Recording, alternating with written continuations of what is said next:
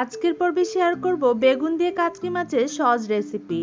এই চ্যানেলে মূলত ব্যাচেলর ও নতুন রাঁধুনিদের জন্য সহজ রেসিপিগুলোই শেয়ার করা হয়। Hello foodies, welcome to PC food story. চলুন তাহলে রান্না শুরু করি। রান্নার জন্য একটা কড়াইয়ে 2 টেবিল চামচ তেল গরম করে নিলাম। এবার এর মধ্যে দিয়ে দিচ্ছি কাচকি মাছ। আমি কাচকি মাছগুলো হলুদ গুঁড়া, মরিচ গুঁড়া, লবণ ও সামান্য একটু কর্নফ্লাওয়ার দিয়ে মাখিয়ে নিয়েছি। 4-5 মিনিট ভাজার পর মাছগুলোকে আমি উল্টে দিয়েছি।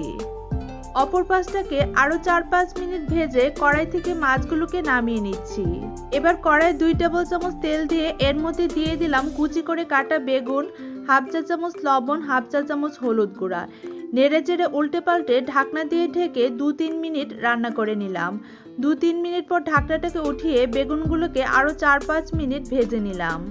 বেগুনগুলোকে নামিয়ে কড়াইয়ে দিয়ে দিলাম 1/3 কাপ তেল, হাফ কাপ পেঁয়াজ বাটা, 1 চা চামচ হলুদ গুঁড়া আর 1.5 চা চামচ মরিচ গুঁড়া, আর দিচ্ছি পরিমাণ মতো লবণ।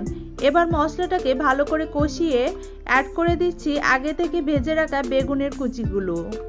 এবার মশলার সাথে বেগুনগুলোকে ভেজে দিয়ে দিলাম 2 কাপ পানি।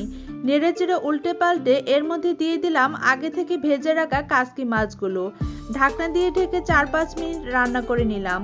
4-5 মিনিট পর ঢাকনাটাকে উঠিয়ে নিলাম।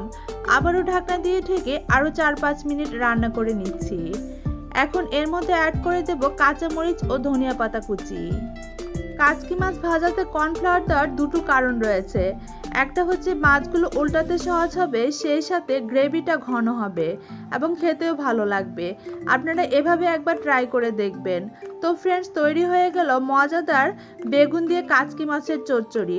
আশা করি আজকের সহজ রেসিপিটি আপনাদের কাছে ভালো লেগেছে। সবাই ভালো থাকবেন।